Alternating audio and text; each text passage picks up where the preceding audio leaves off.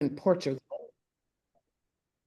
or on his way to Portugal. And Sandy, there's a slight chance she'll join us. She's traveling for work on the West Coast and had some afternoon meetings, so unlikely she'll join us. And Alan is not joining us.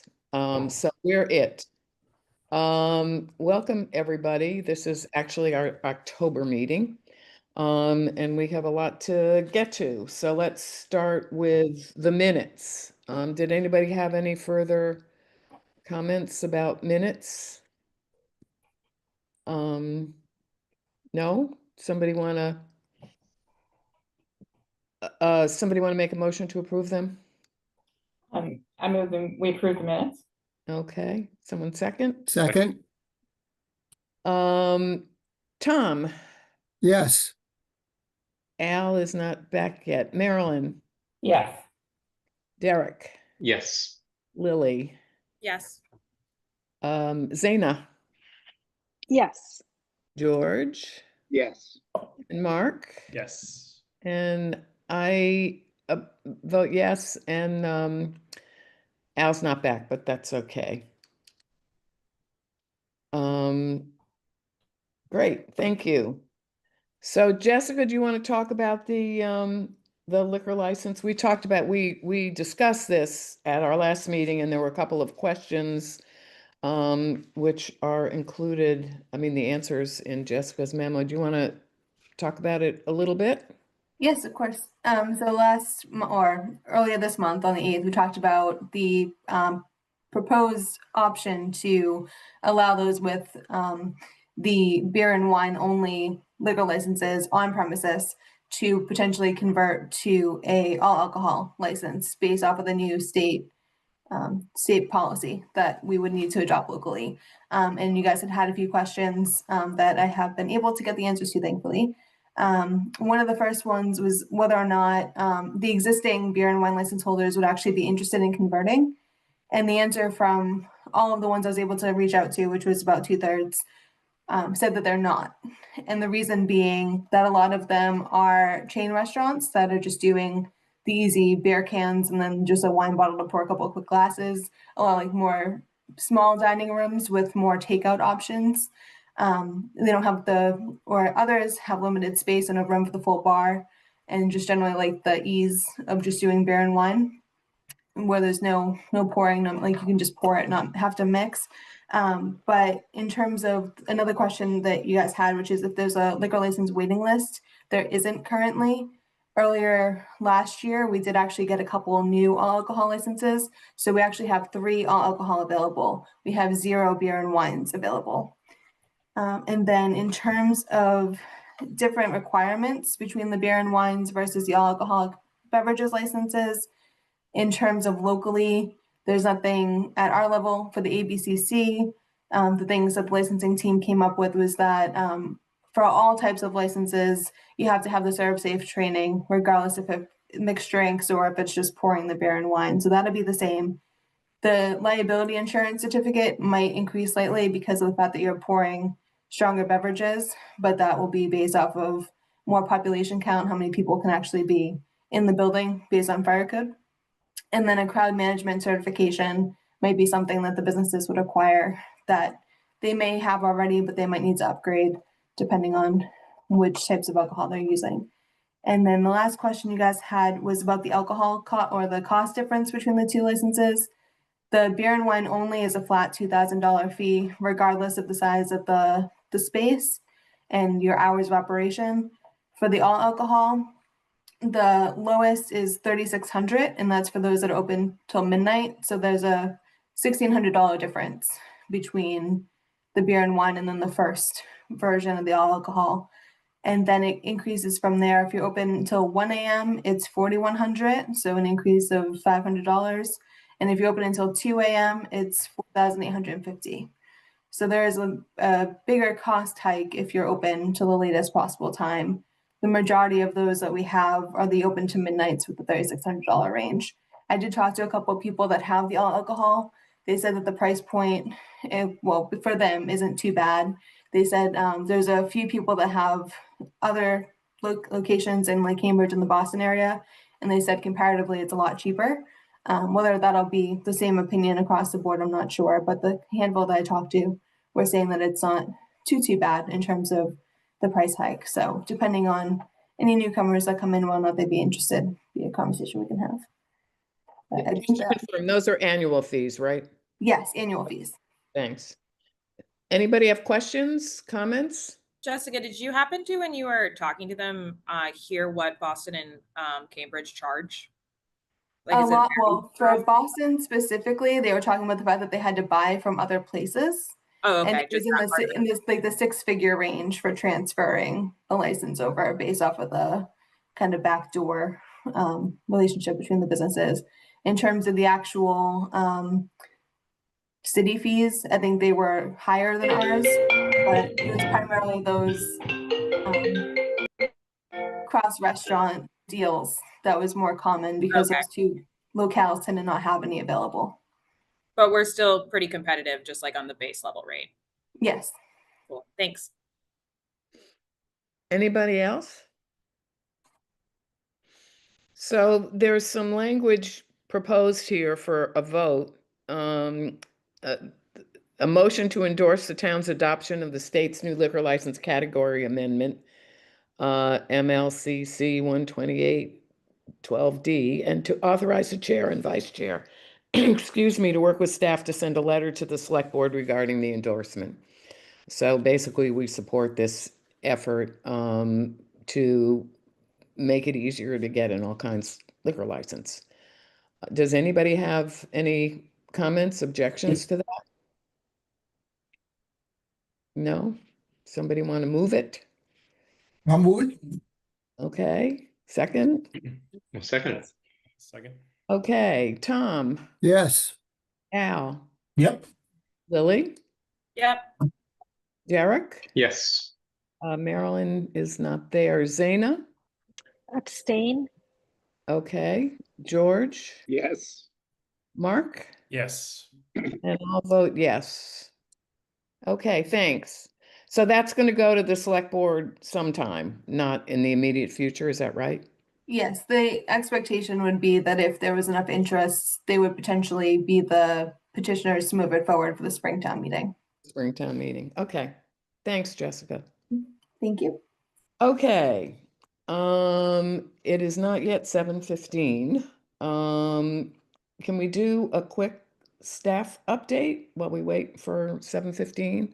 How about, Marilyn, we just voted on that unanimously for the people who were. Yes, sorry, I just had to step out for a minute. That's okay. Is real property meeting update a short thing? Yes, I can do that real quick. Let's do that. So I know we had talked a little bit about the fact that the select board was considering creating a real property asset board to look over the existing town properties and to really focus on the major parcels plan and the strategic asset plan that we had done back in 2016, 2017, and to try to update that as well as figure out how we would want to move forward with potential disposition and acquisition of town parcels, including new ideas for existing town leases that some people have thought there could be a better use, such as the townhomes that we currently lease out to the country club. The select board has decided not to move forward with that board. So it's going to be a staff project that Kara Bruton, the planning director, and myself are working on. We are, however, still meeting with the folks that were slated to be on the real property asset board. We're kind of calling them our makeshift cohort or our mentors as part of this process, just because internally we don't have much experience with the general development, disposition, and acquisition of properties and potential uses for it. So we did meet with the slate of people last week for the first time. We're going to be doing this quarterly.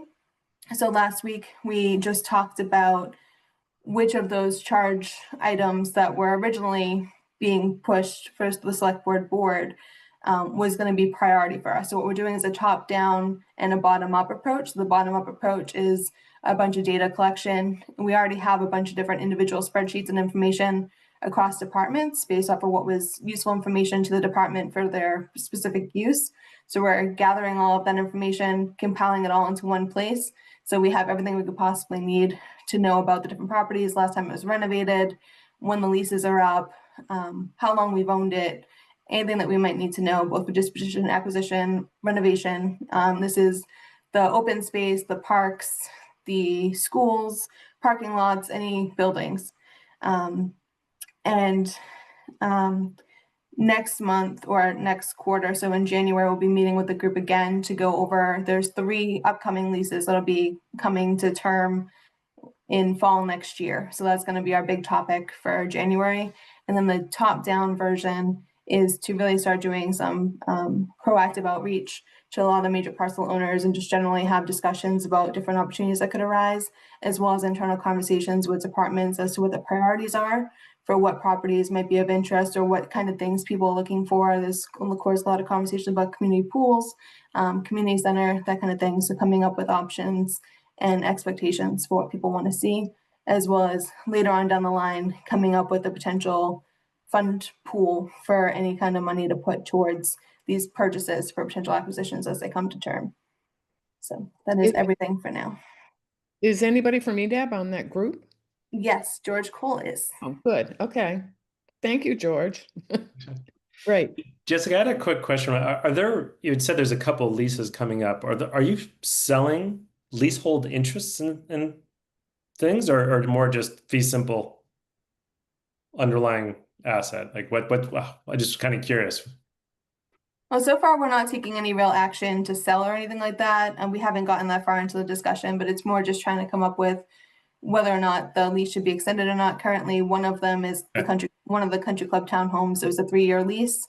So it's going to be a conversation about if the lease should be shorter or longer, if we should choose a different use for it, depending on one of the country clubs still actually needs the properties. Basically having those conversations to see what other uses there could possibly be and if it's currently working the way that it is. And we do have a lot of the preservation, National Historic Registry sites too. So that conversation will be coming into play in terms of potential renovations that might be needed on the space and how to keep it up to what we need. So like orders of magnitude, how many properties are you looking at putting out on the market? None right now. That's part of what this is just making sure that we have an understanding of what we own, what we could own. But yeah, nothing is slated for anything yet. This is more just a compilation of information so we can start taking those measures and trying to create some kind of rubric for what our next steps would be. Al. Jessica, just a quick question, specific to the country club home leases. What department of the town sort of has that lease? Is it Public Works or the town treasurer? I think it's the private country club. So it's through the purchasing department, I believe, that's managing that in partnership. I believe. Well, the purchasing department has control of the lease, and preservation works closely with them within the planning department in terms of the historic site. Okay, thank you. Anybody else have questions? Okay, thanks, Jessica.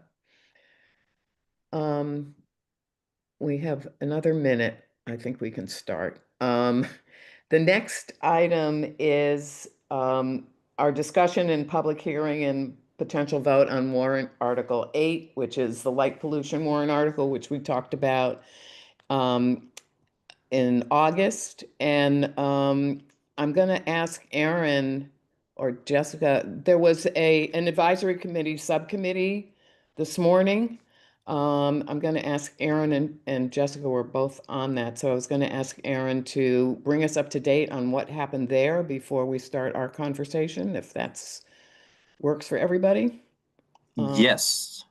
Okay. I do not mind starting. Good evening, everyone. I did have just some notes from the meeting and mainly about the votes that were taken. You'll notice, I think Linda Pelkey's here. She was at the meeting this morning. So if I didn't necessarily do these in order of the votes that were taken, but I do have the results from the votes. So hopefully this will give you an idea of what was decided at the advisory committee's land use, zoning, and sustainability subcommittee meeting this morning. Also, if you get a chance, whenever they do publish the report from this meeting and the Zoom meeting link, the Zoom meeting recording, it was a 3-hour discussion and vote. So very lengthy, but a lot of good information was covered. And they went into detail about a lot of the intricacies of how this one article could be enacted. So the votes, there was a motion to refer to the select board a committee to submit a bylaw to the fall 2026 town meeting. That motion failed. There was a motion to eliminate the commercial areas or districts from the article's applicability. That passed unanimously. There was a motion to convert to a zoning bylaw per the town council's recommendation. That motion failed. And there was a motion to recommend favorable action on warrant Article 8 as it is, and that motion failed.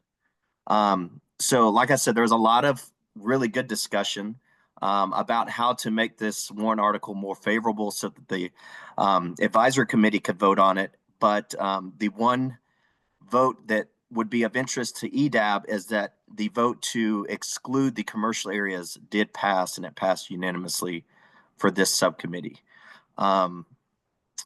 Jess, am I missing anything major from that?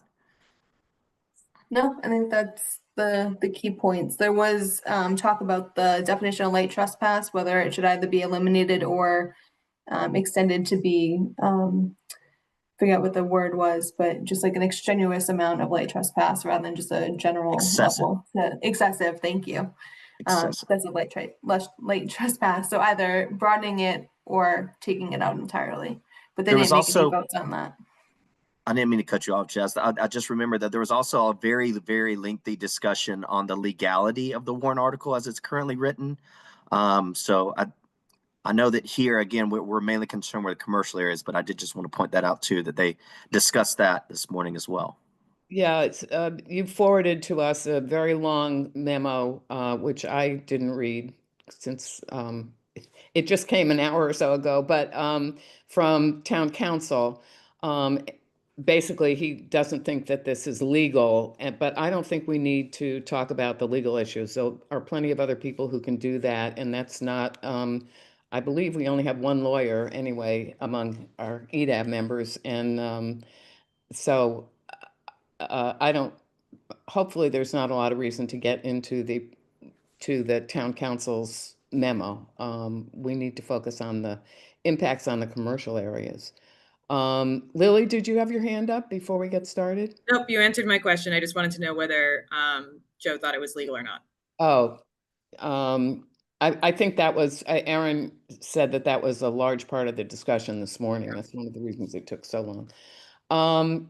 Okay, does anybody have, so hopefully everybody saw Jessica's update on the, or review of the new version of the article, and the article was attached to it. It's quite different from the last two that we've seen. And that's what we're going to talk about tonight. And Lisa, are you going to be doing the presenting? Yes. So Okay. am I able to share something on my screen? Yes, we can Okay. get started. So we're going to take 5 to 7 minutes, and then we can have a conversation among EDAB members, and then I assume some of the other people on this call are going to want to speak. Yep. Okay. So Great. let me share my screen, and you can let me know if everyone can see my slides. Yes. Yeah, okay. So first of all, thank you to the committee. And I know that we've had some previous conversations about a lighting article. And as you noted, and this is very different from the previous article that we were discussing. And so what this article focuses on is what we're trying to do here is provide the town, this is a much more limited article. We're trying to provide the town with a means to address lighting that is causing a nuisance to neighbors. Through either glare or excessive light trespass. And I'm going to stop the share for 1 second, and I'm just going to show you an illustration of what that could look like.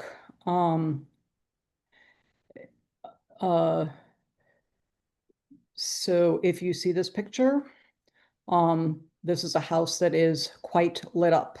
And that's just one example. But there's a lot of that happening in Brookline, and part of the reason for that is the proliferation of LED lighting, which is it's everywhere. It's very inexpensive. And so it started out with, just replacing your incandescent bulbs with LED bulbs, but now there's all kinds of LED lighting. String lighting is very popular, solar powered landscaping lights, other types of accent lighting. And so people are using more lighting. And one of the things that is happening is, because LED comes in a wide range of color temperatures, which people may not necessarily realize, right? Like with old incandescent bulbs, you had like soft white or bright white, but there wasn't a huge difference between them. Whereas here, the probably most commonly available LED light is one that is a very blue white. It's very bright, and it can very easily cause excessive glare and also light trespass and sky glow. And so, people may not be aware of, what they're doing when they're picking out that light bulb, but that's the net effect. And the problem with the proliferation of this type of lighting is that those blue wavelengths disturb your natural circadian rhythms, and they interfere with people's ability to sleep soundly. So, insomnia is, it sounds like, oh, I didn't get a good night's sleep, but insomnia is linked to a whole host of health issues and other problems. Can cause mental health issues, cognitive impairment on a spectrum, from just being slow in your reaction time all the way to, there are studies that suggest that it's linked to dementia. It can lead to a weakened immune system, and it certainly leads to reduced productivity. So insomnia is a problem. And excessive lighting can also be a safety hazard, which seems kind of counterintuitive, but glare can be blinding. And I'll show an illustration in a second of what that can look like. And so it can actually, lighting things up too brightly can actually sort of undermine the goal that most people are trying to achieve, which is safety. So there are not currently a lot of lighting regulations in Brookline. There was a resolution 11 years ago for the town to move towards dark sky compliant streetlights.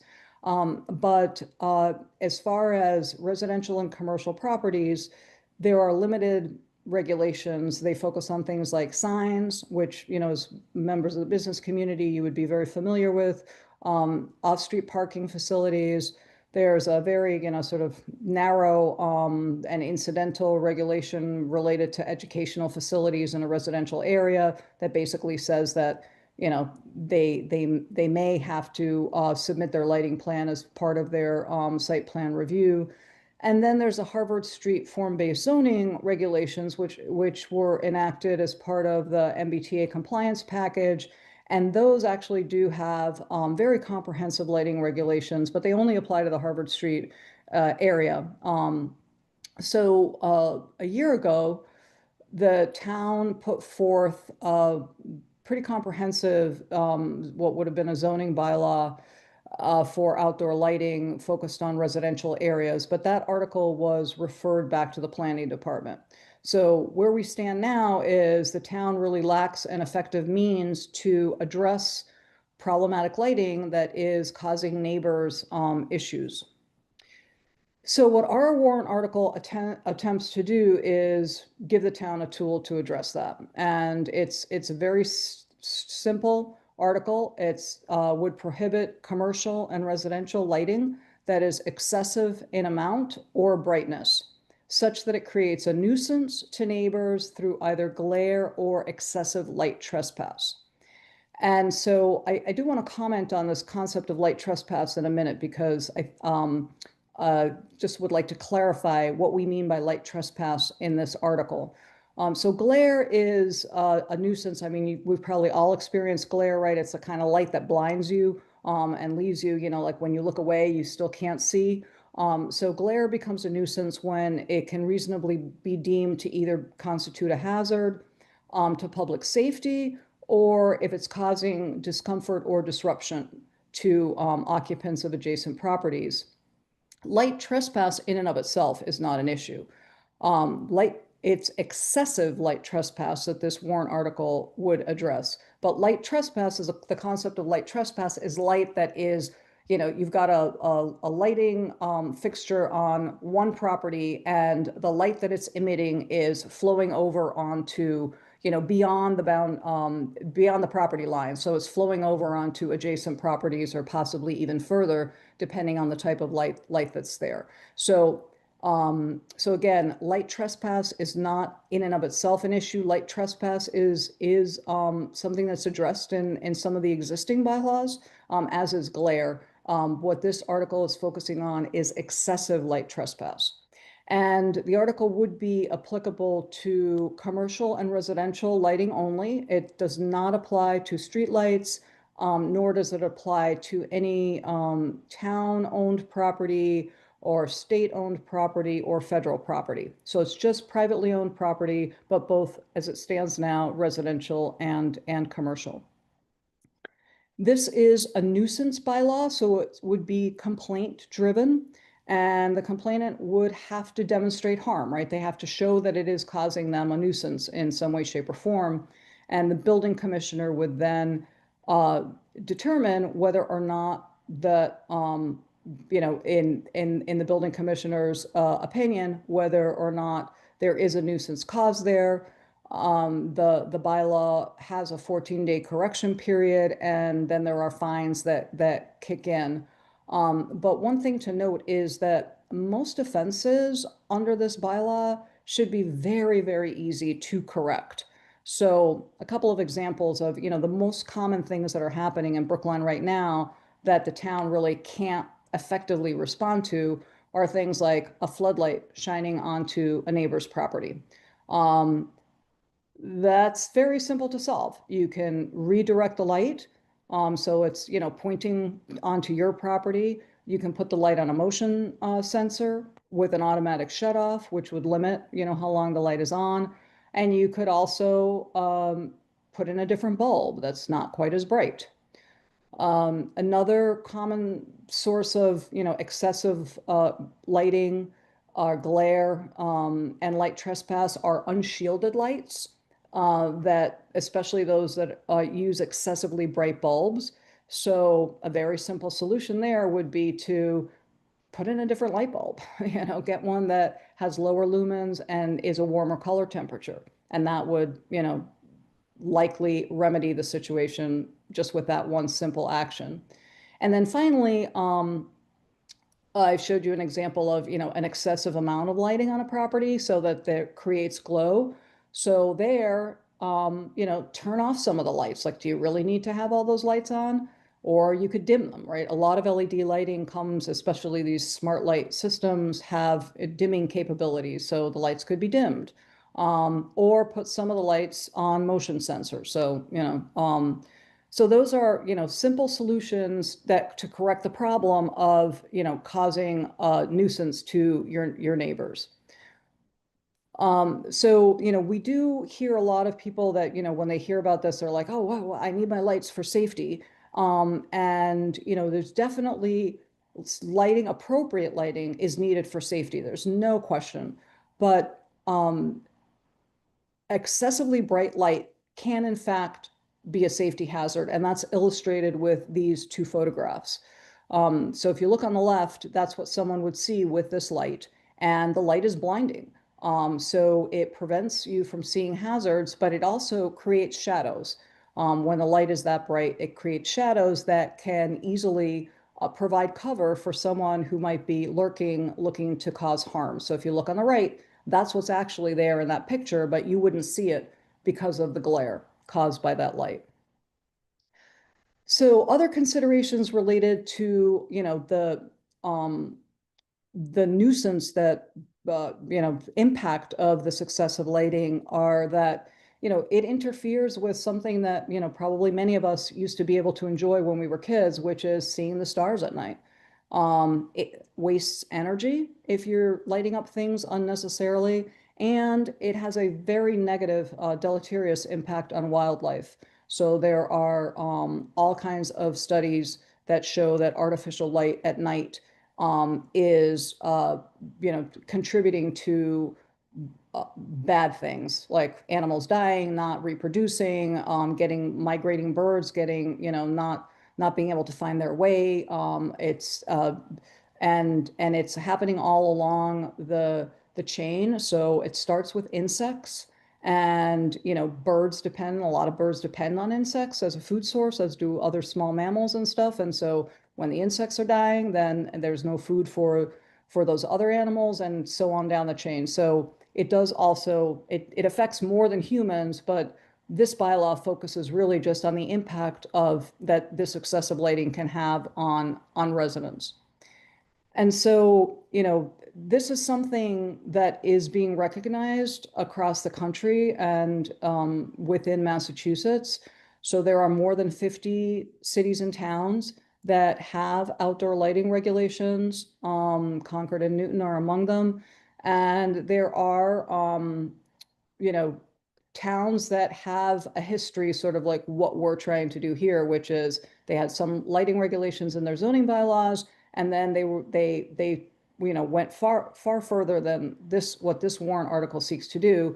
They actually went to add something more like the previous warrant article that we had discussed with you, which was a dark sky lighting bylaw, and they've adopted that as a general bylaw.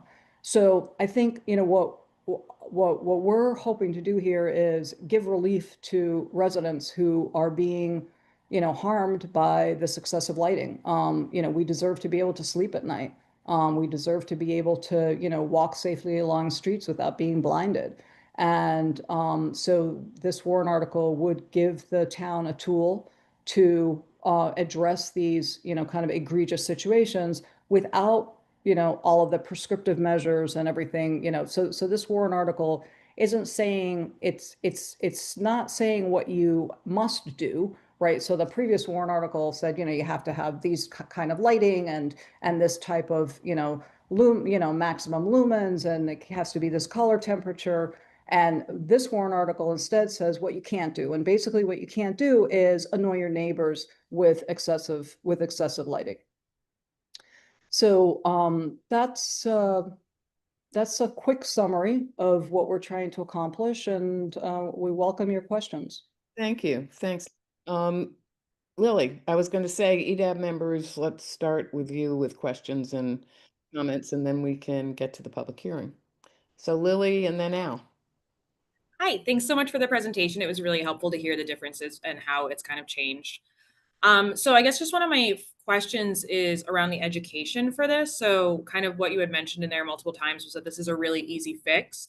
Has your group reached out to small businesses and kind of just suggested this from the carrot perspective of saying, look at all these positive impacts? Or have you worked to identify businesses? I think you presented a picture of a house, and we kind of look a little bit more at economic development. So I'm kind of just curious if you've identified businesses that you feel are in violation of what this would aim towards. Because I think a couple places where I'm having just a little bit of trouble with it is how it does feel a little bit subjective. So I'm just kind of curious if you had any hard examples that you guys had identified, and if so, had you reached out to those businesses to say hey, this is a really quick fix, just drop a new light bulb in. And I think something, I just kind of a follow up to that again, just asking where you guys see this coming in. A lot of our storefronts are right up to the sidewalk, so there's going to be light trespass. So how do we look at excessive light trespass on, say, for instance, Beacon Street? It is being able to see the street from it's divided eastbound, westbound.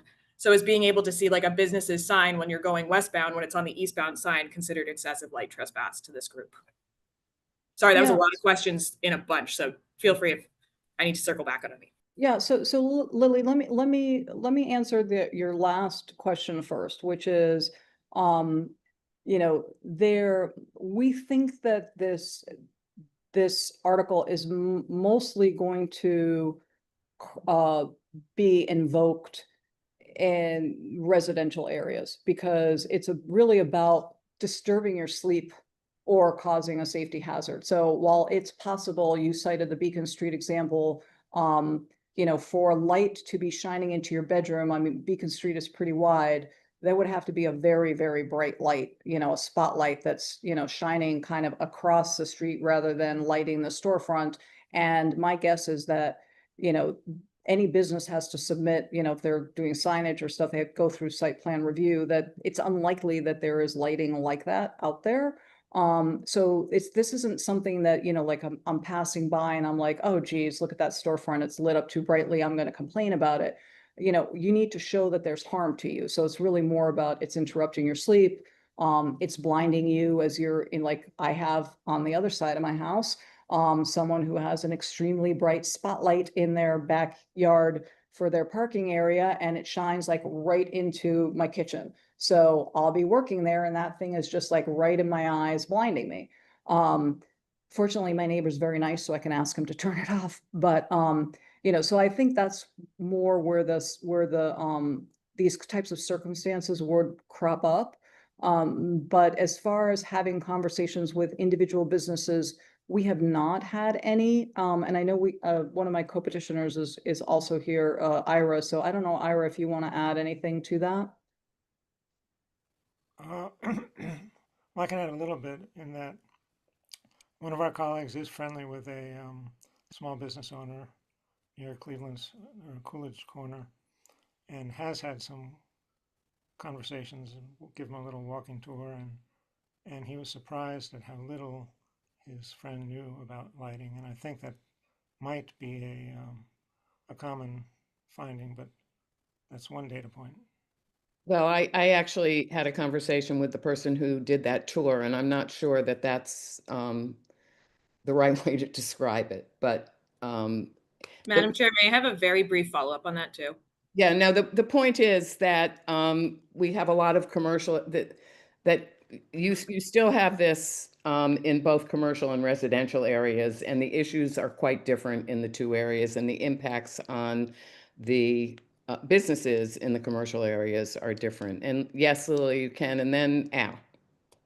So Alyssa, just kind of a follow-up to something that you had said. So if your goal is to put this mostly in residential areas, why did you not consider taking out the commercial areas? Well, because it's possible that there are circumstances, you know, in some of the areas that are, you know, I'm struggling to come up with one, or maybe so it is possible that it could crop up.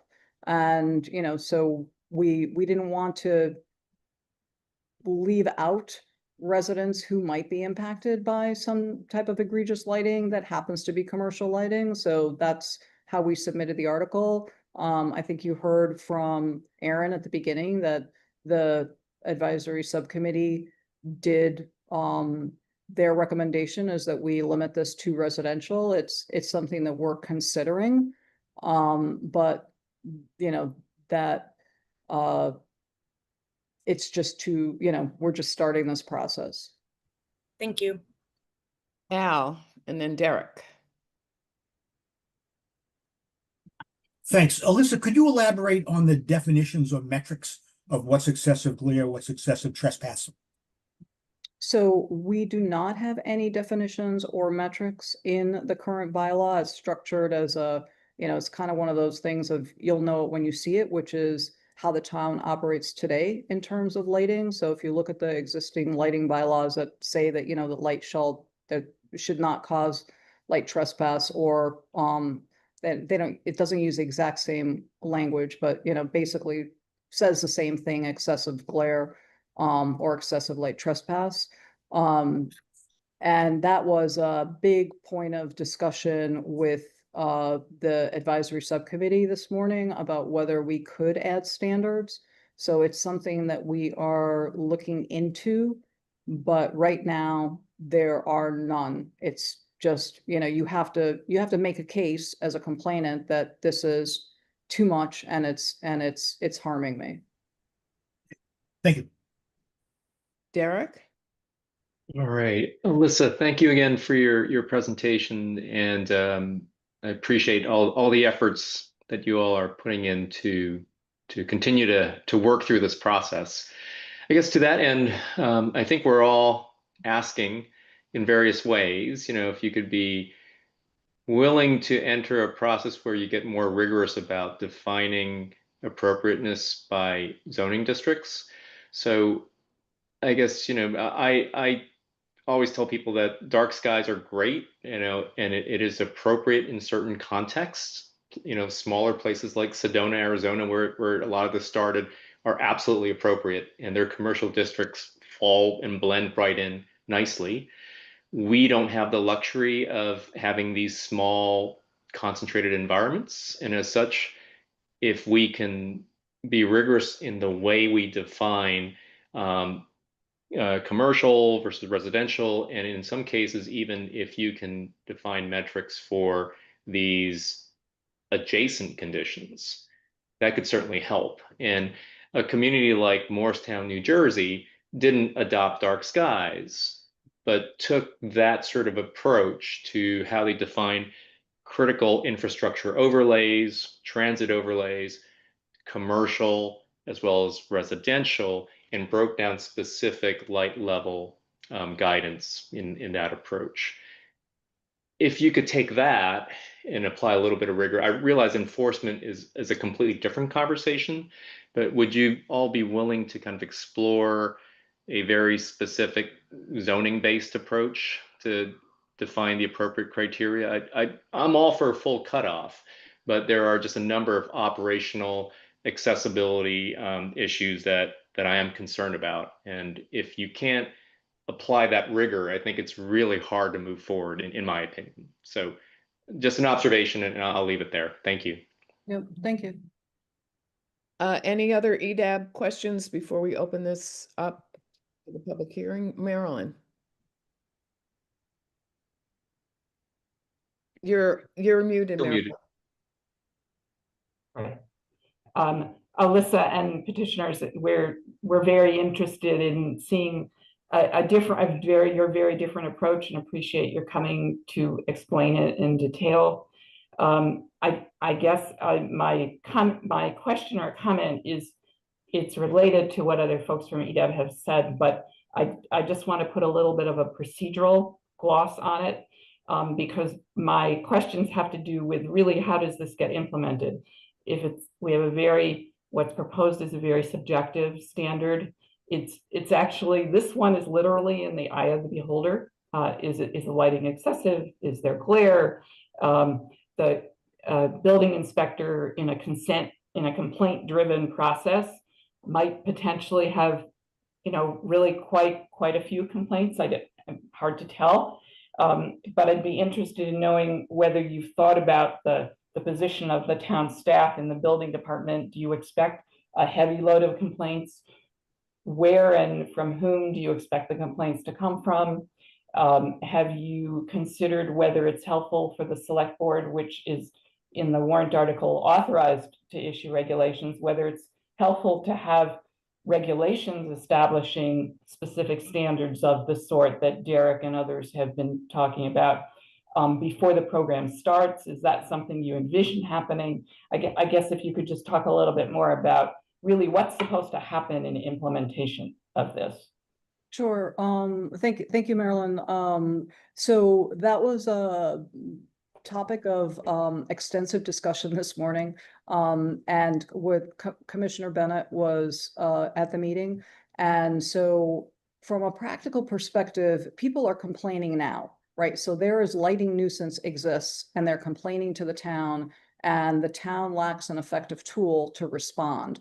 So Dan Bennett has been trying to do what he can in terms of, negotiating with property owners and such. But so we don't think that this would necessarily invite additional complaints, because people are already complaining, and it's more that there's a frustration both among the town staff and residents that there isn't always an effective means to respond to those complaints to address the situation. As far as the guidelines and how do you make this less subjective? So as I said before, like right now, it's subjective.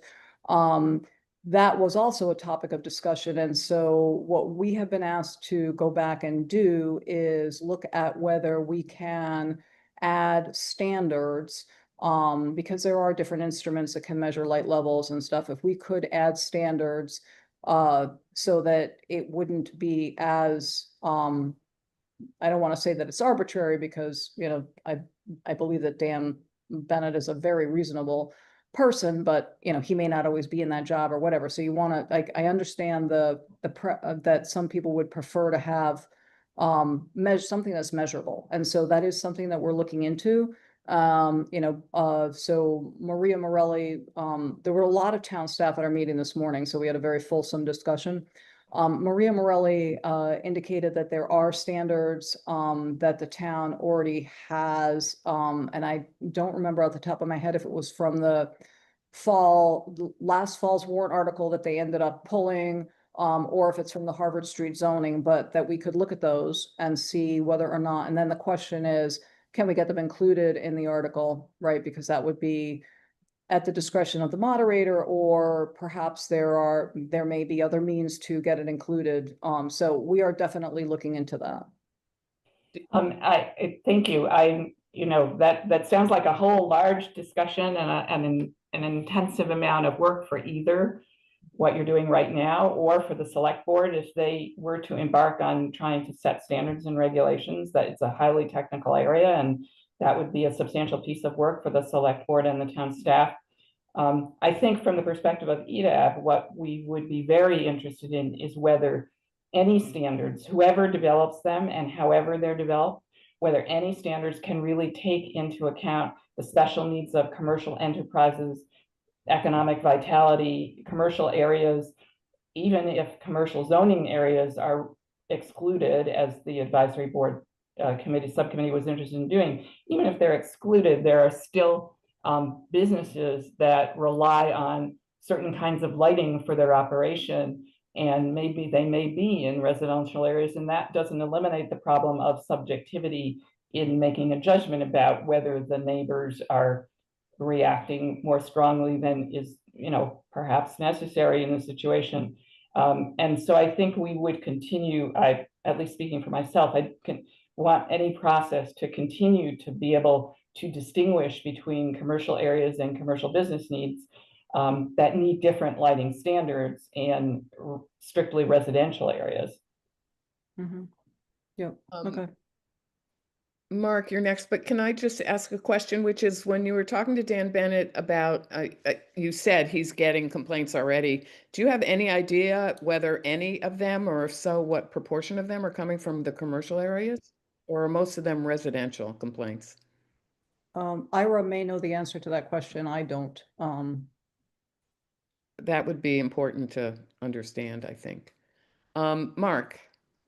Yeah. Have you guys explored different lighting standards? Not the lumen or the brightness, but in other towns that I've done work in before, they'll have specific indirect light standards or cones or certain, sconces must be shielded. It doesn't necessarily, you can still have bright lights, but it's just to avoid the glare, there's, sort of a shield.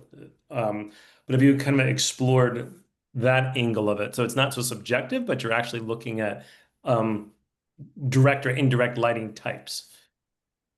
Yeah, so Mark, that's what part of what our previous article did was, kind of addressed the kinds of lighting that would be permissible, and as a consequence of having that lighting, that lighting would never get you into trouble, because by design, as you said, like having it be shielded and stuff, it wouldn't create light trespass, or it would, limit glare.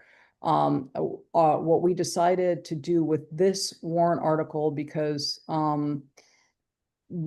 there are so many considerations when you get into technical specifications and everything, what we decided to do with this warrant article was, instead of looking at the input, if you will, like what the lights are themselves, we're looking at the consequence. Like, what's the impact of the lighting? So you can have any kind of lighting. Basically, what this article is, the essence of this article is, you can have any kind of lighting that you want, as long as it's, you keep it to yourself. It's not bothering your neighbors. That's really what the essence of it is. So that's what you're suggesting is certainly one way to go. That's not this article, though.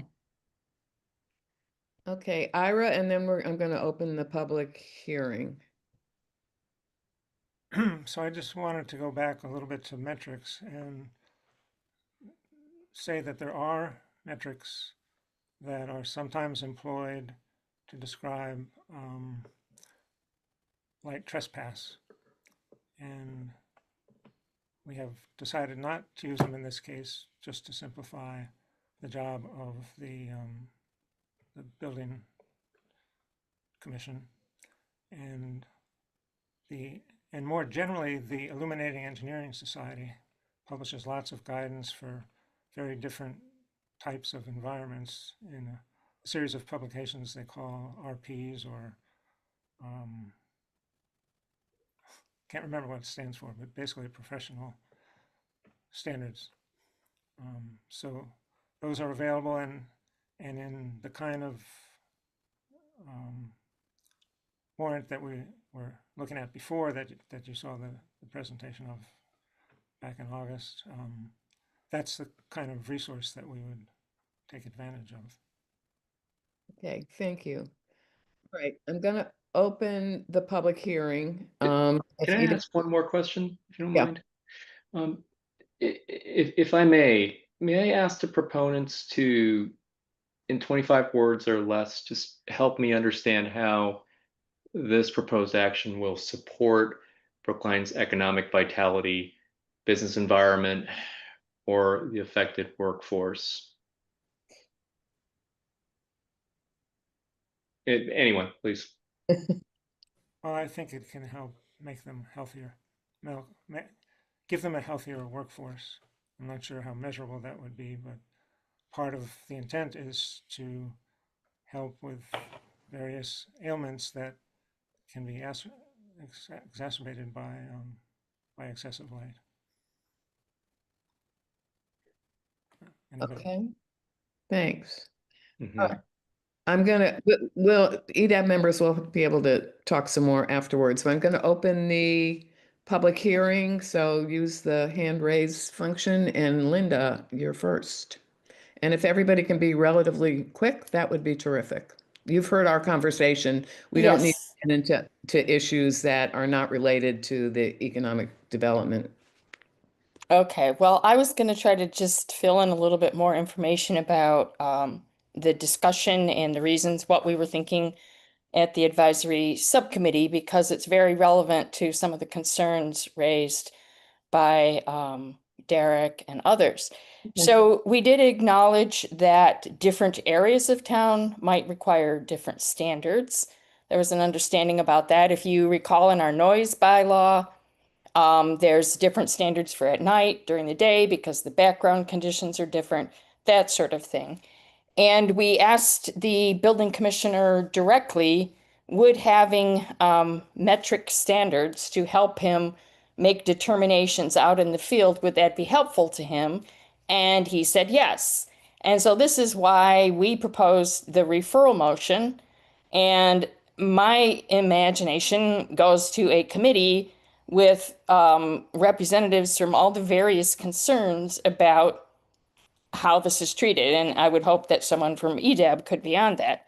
And I would also say that as far as the commercial lighting goes, I've seen this come up as an issue when businesses have been before the select board looking for outdoor patio usage, outdoor dining.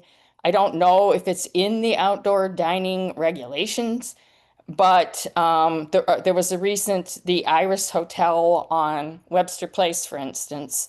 They wanted to have outdoors, and they have all kinds of lights out there. They've got a tree all lit up, and people live right there in that building next to them. And so they were there complaining about that. So I can see that it could become an issue in a commercial area, but I actually did vote to remove the commercial standards from the article because it just is a whole separate issue, I think.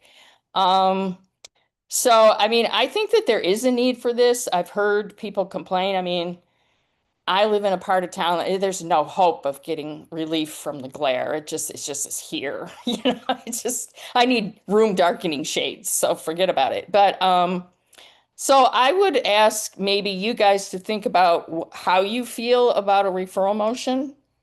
You could take a position on that. I think it's very open-ended the way it is now. I think town meeting should have more information to go on in their voting as well, because this is, you know, yeah, we need something, but we don't know what it is, and let's hope for the best, and we're passing it. So anyway, that's really it. I just wanted to share some more information from the meeting. Thank you.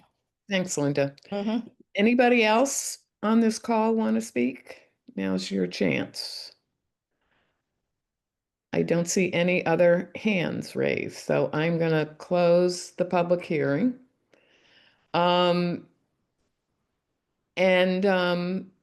What would people like to do? I guess just in terms of what Linda said, I mean, I live right in Coolidge Corner too, and I didn't move here expecting it to be like South Brookline, which is one of the reasons that I wanted to live here. And, you know, if people move to Beacon Street, they, I assume, realize that there's a trolley car going up and down the street hopefully all day, every day. So people make choices like that. And, you know, I knew there was a fire station a half a block away, and I hear fire engines all night, but I bought into that. Anyway, any other EDAB members want to say anything or propose something that we should do? Can I just ask a question really quick about something that was brought up? So in today's meeting that had Commissioner Bennett in it, has there been a sort of like formal one way or the other memo from that department yet on whether they felt that this was, because I know kind of one of the big questions is like, is staff going to stay late? Because it's not really hard to, it's pretty hard to enforce this during the daytime. So I'm just again curious, like I moved from a dark skies community to Brookline. I've got a floodlight that goes directly into my house. So I, you know, again, like I think it's part of living in, I know we like to call ourselves a town, but you know, part of living in the city and in an urban environment. But I think I'm just really curious about just the feasibility of this town staff on this. So I'm not sure if someone from either that was at the meeting earlier today or from the group could talk a little bit, just really briefly about that. So Lily, the staff is preparing a memo for the planning board, is going to have its hearing on the 16th. So that's when you'll hear from them. Great, thank you. That's the planning staff that's doing that. Yeah, I guess Lily was asking about the folks that would actually be doing the enforcement. building staff. I am not aware that they're preparing a memo. Okay. They're kind of, what they're doing right now is trying to use some zoning regulation of sign illumination, kind of taking a sideways view at it. And, you know, they've been working with neighbors trying to settle these disputes, but, you know, Dan understands that he can't really start fining people and making demands because he doesn't really have the backup in the bylaws that he needs for that. Yeah, I think, Jessica, when that comes out, could you send that to our group? I think that would be really interesting. I'm always very interested in what the staff that's actually doing it. You know, I think it's always great when our boards can empower staff to be able to feel like they can do their jobs. But, you know, always curious when we're assigning them more stuff that they don't feel like they can actually do. Yeah. Al. So I think at a high level, I suspect everyone on our board would share the following distinction, that we would want to take a position, I would think, on this if and to the extent that commercial areas are included.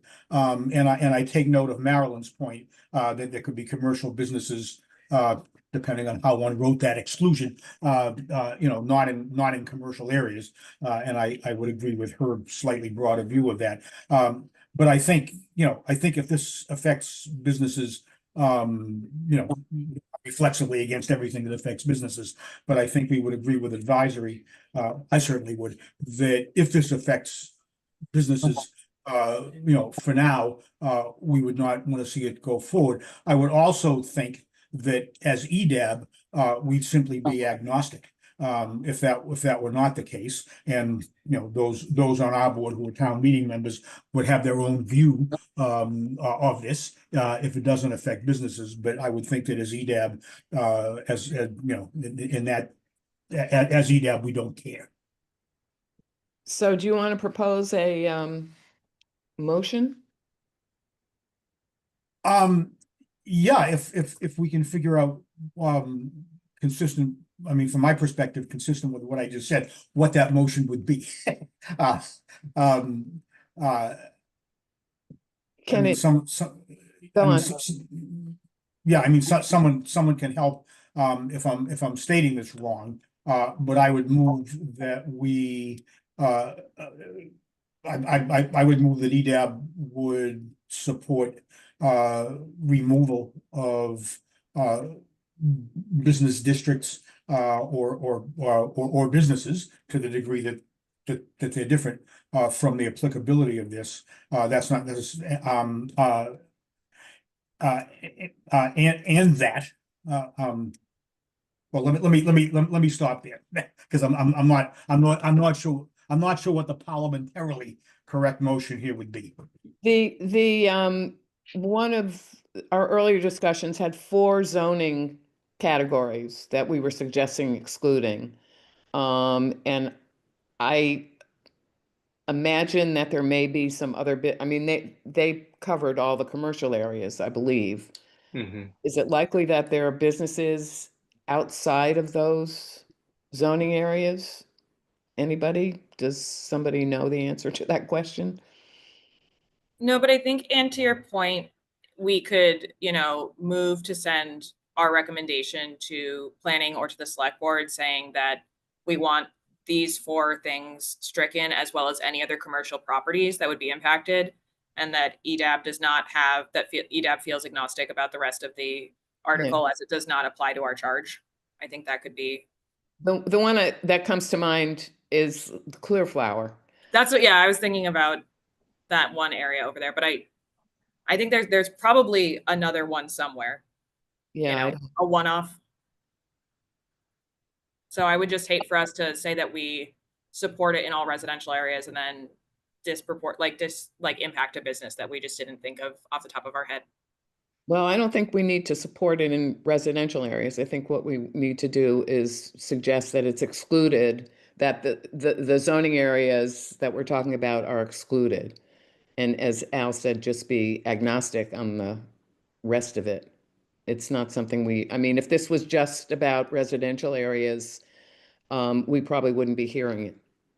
And may I suggest something here? And I'm not speaking to the exact language by any means, but this morning at that advisory subcommittee meeting, what they did was the way that it was presented, which is the same that it was presented this evening, is it was residential and commercial. And so the motion that passed unanimously was eliminating commercial, whatever the definition of commercial is, from the article's applicability. Oh, just eliminating those 2 words. Okay. Commercial. Yeah, and commercial. Yeah. Marilyn? You're muted. You're muted, Marilyn. I'm sorry. I understand Aaron's suggestion. The thrust of it is we could do what the advisory committee did. I think we are talking about something a little bit broader from the discussion here, that from EDAB's perspective, we're interested in expressing whatever develops of this article, because it's still in process. A number of things are under consideration. It's not completed, it's not done. But we'd like to express a general opinion that there be no impact on business properties coming from whatever emerges in this process. And I don't think just taking out the word commercial in the current draft is going to do it, in part because really the draft is still in motion and with a number of issues under consideration. So I like a combination of Al and Lily's formulation, that we can enumerate all the zones where we think commercial areas exist, and we can say it's our view, our EDAB view, that we'd like to see those excluded from the coverage of anything that emerges from this article. And we'd also like to exclude application of any of the processes in the article to other business and commercial properties. I think that gets what Al and Lily were talking about. Yeah. Did somebody just get what Marilyn said in terms of a motion? Or can you repeat that? Did somebody? I mean, I think that's what we've been talking about. Richard Nangle, were you gonna say something about our draft that we're talking about here? Yeah, I just have a quick comment. One being that the building department has asked for language that it can use that will cut the amount of time they're spending on this issue. And that's what is being provided by this group. But I'm kind of hearing something that I find a little bit disturbing.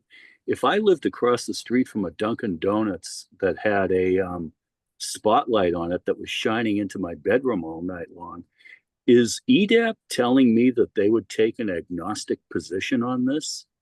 And wouldn't it be better for our commercial districts if our businesses were, were watching out for that sort of behavior and putting lampshades on their bulbs and that sort of thing, or reducing their wattages? Well, Is that what I'm getting out of this conversation? Because I find that a little disturbing. okay, well, thanks for letting us know. I mean, you're hearing the same conversation we all are.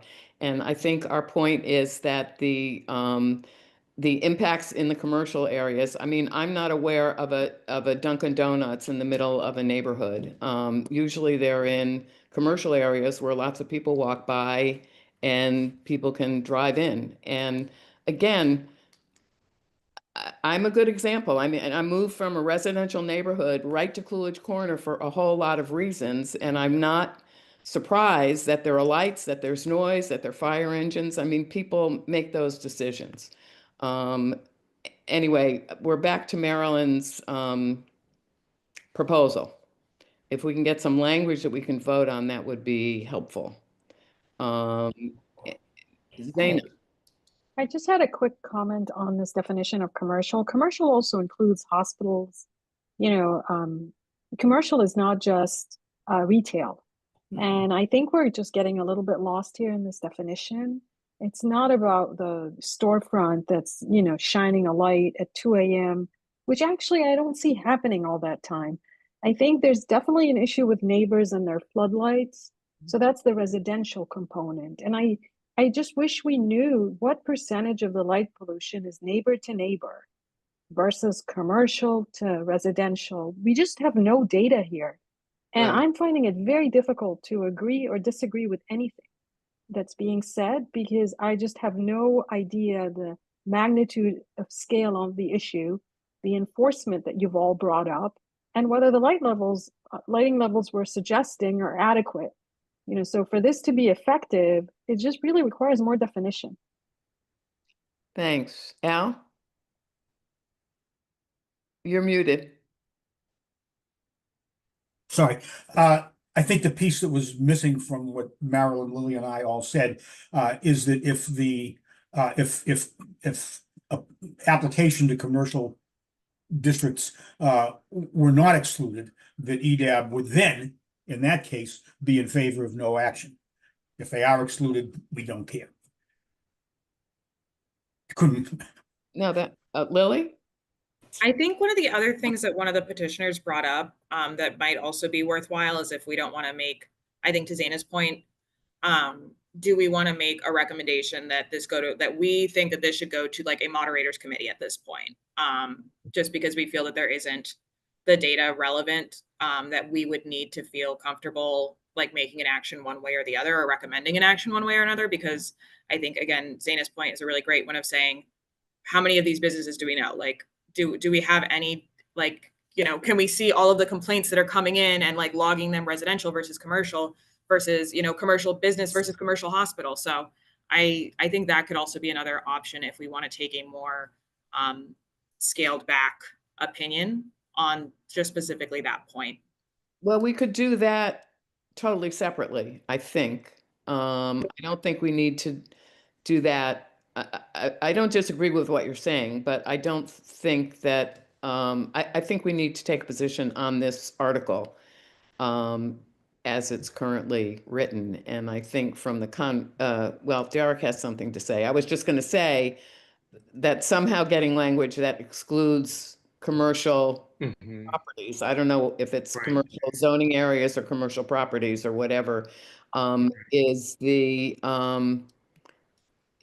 idea that everybody Correct. that we're Yeah. talking. And Can I we just come wanted back to with some add, language? Or sorry. sorry, go ahead. Yeah, Go ahead, no, I Mark. was just going to say, just it sounds like we're just struggling with language. I'm not sure we're going to get it right now. Could we formulate something and then come back Right. with language beyond that? Exactly.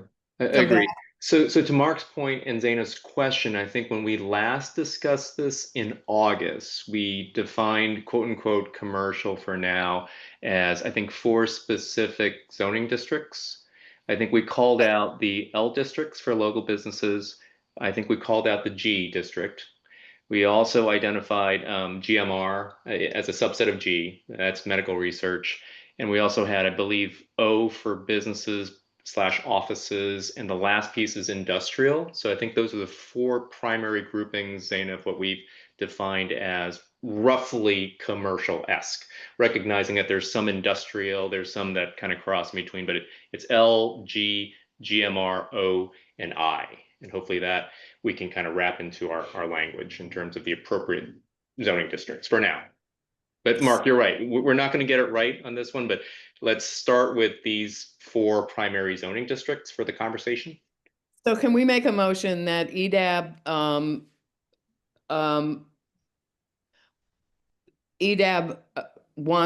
votes to exclude commercial areas, including the specific zoning district you just mentioned. And, we can see, hopefully that includes most of the stuff that we're talking about. Does that work? I think so. Okay. Can somebody, well, I'll move that. Is that a complete motion? Somebody second? I second. Okay. Derek, Yes.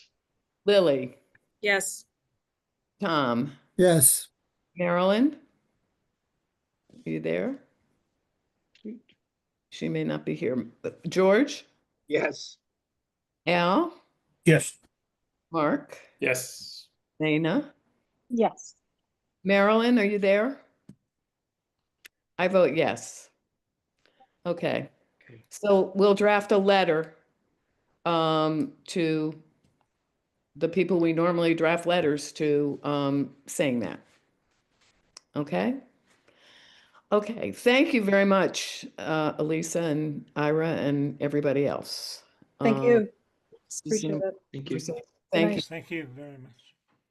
Okay. We're a little behind, but hopefully we'll get through this. What I'd like to do, and I should have actually done it before that Warren article is, well, I won't. I was going to say I'd take the rubric out of order just because it's sort of related to what we just discussed. We should have done it before that while everybody was here. But in your package was a slightly redrafted rubric. The stuff we had talked about it last time.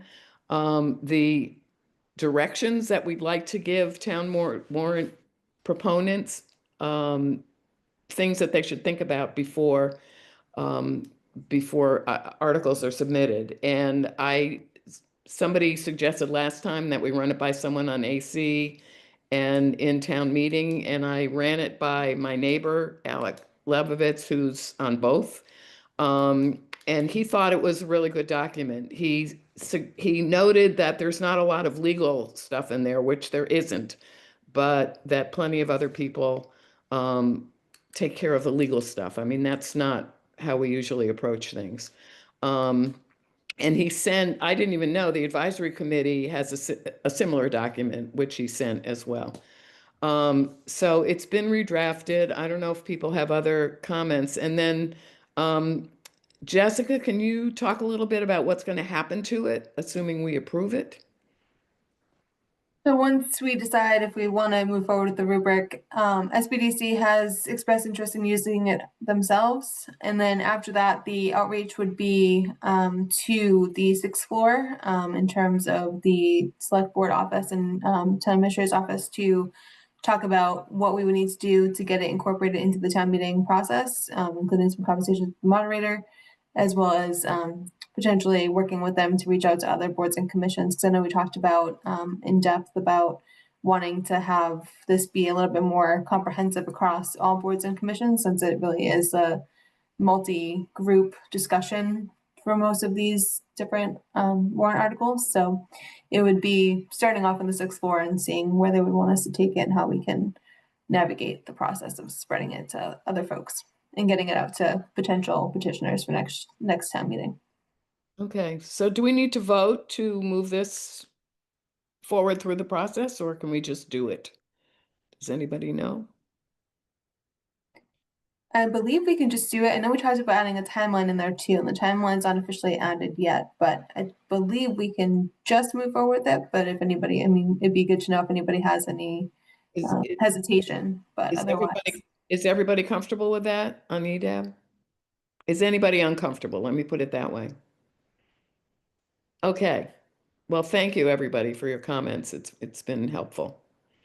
Okay, let's go back to Chestnut Hill. And actually, I think hand just Michael has your hand up. Yep. I mean, Michael has his hand up. I'm sorry. First of all, I apologize for taking this out of order. And I just wanted a clarification on the last vote, so that when the select board receives it, which presumably they will, that we understand. You had listed a bunch of district types that you were proposing to be excluded. And I know that when we did the Harvard Street rezoning, the H districts that were part of Harvard Street are now part of the base zoning. So those H districts are not, I believe, part of the 4 or 5 districts that you referred to be excluded. So I just wanted to make sure that you intended that the H districts would be included with the warrant article and not excluded like the other commercial districts. I think that's right. They have their own, I mean, the lighting standards are there for that zoning district. They're in the plan. Isn't that correct, Meredith? I think Michael's raising the question about when Derek ran through the list of the commercial oriented districts in the zoning.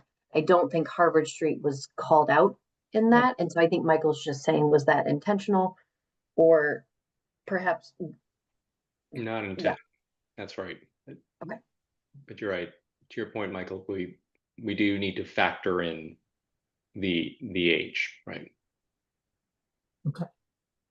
Okay. Well, I leave that to you to deal with procedurally as you wish. Mm-hmm. Oh, that's a good point. Okay, thanks, Michael. Al? You're muted. Sorry. Yeah, to Michael's point, I think we should include the H districts in that list. Even when Derek went through the list, I said to myself, as others may have, oh, well, there's no need to include Harvard Street because Harvard Street has its own standards. That said, I think I don't think we want, in the unlikely event that that Article 8 were to pass, not excluding commercial. Yeah. I don't think we want to be having the argument that, oh, well, it doesn't affect Harvard Street anyway. Yeah. I think if we're going to the trouble of saying, let's exclude all the commercial districts, let's include in the exclusion list the H districts. Yeah. And it would still be subject to the zoning, to the light standards that are in the zoning. Yeah, exactly. It would leave it. Yeah, it would leave the current H zoning in that respect and all others unchanged. Yeah. Yeah. Does that make sense, Michael? You're muted.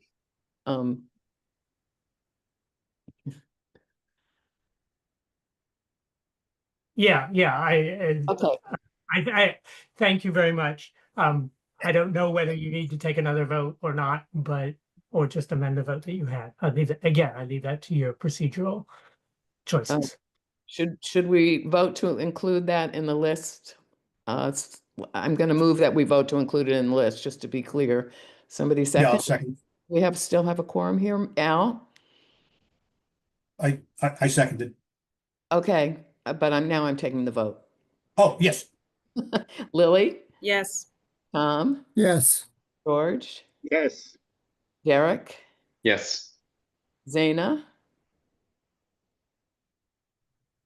Zaina? Yes. Mark? Okay, Zaina's Yes, yes. sorry Mark? about that. Yes. And I vote yes. We seem to have lost Marilyn. I'm not sure where she went. She's having some technical issues. She just logged off to try to log back in. Oh, okay. All right, but that was a quorum anyway. Okay, thanks, Michael. All right, Chestnut Hill. Chestnut Hill, I will be brief. There's a lot has happened over the summer with the Chestnut Hill Commercial Area Study. I'm going to pull up just 2 quick slides, which are excerpts from the slide deck presentation that we will be presenting tomorrow night as part of our project update to the select board. So this is an overview of all of the components of the study. We're anticipating in the recommendations, they're going to address proposed transportation upgrades, a rezoning. We're in the process and pretty deep into drafting the special district overlay zoning, a series of town protections, which would also be included in the warrant article package for with the Chestnut Hill rezoning. So that would be an MOA and tax certainty agreement. Design guidelines as a companion to the proposed zoning, and then a set of commercial area vibrancy enhancements. And in terms of where we stand in terms of progress on all of those items, so the top half are recommendations. So these would be sort of components or sections of the Chestnut Hill Commercial Area Study report that we'll be compiling. Our goal is to have that completed by the end of this calendar year. So we are made a lot of progress over the summer in terms of drafting the overlay zoning language. We have 4 proposed sub-districts. We're pretty far along in terms of the 2 of the sub-districts are very oriented towards incentivizing and maximizing commercial development within the context of mixed-use development proposals. And those include the Chestnut Hill Office Park site, as well as the properties owned by predominantly growth companies in the following block. And then there is another smaller in scale proposed commercial district along at the corner of Boylston and Hammond Street. So I'd say sort of the commercial sub-district zoning is probably the most developed at this point, but we're still having a lot of back and forth. We presented the highlights of that and the draft zoning to the community advisory group for Chestnut Hill earlier this month. Got some really helpful feedback from members of the community advisory group, some helpful additional public comment. In that same meeting, City Realty presented their most recent, their sort of 4th iteration of their redevelopment proposal. That's not totally aligned with where staff is at in terms of the zoning requirements, but we have sort of narrowed it down to a handful of issues that we're working through with developers and the community as well, to make sure that we're appropriately balancing all of the objectives and different priorities from different stakeholders in this process. Design guidelines, we have a scope of work. We made the decision over the summer, given the fact that the process has evolved to include 4 distinct sub-districts. And given the town's recent experience with the Harvard Street rezoning, we did feel it was important to have a more visual set of design guidelines. We sort of started this process intending to update the design guidelines, which are just Word documents. But we felt that design guidelines needed to do more in terms of providing visual examples. So we will be kicking off that work over the next couple of weeks, and we'll be providing updates on that.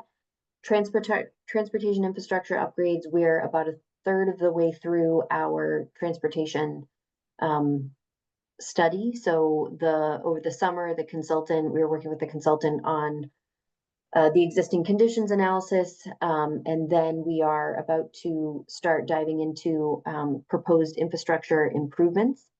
So the consultant is working on developing a bike and pedestrian network plan and identifying a set of key intersections that they're going to recommend some upgrades for our consideration.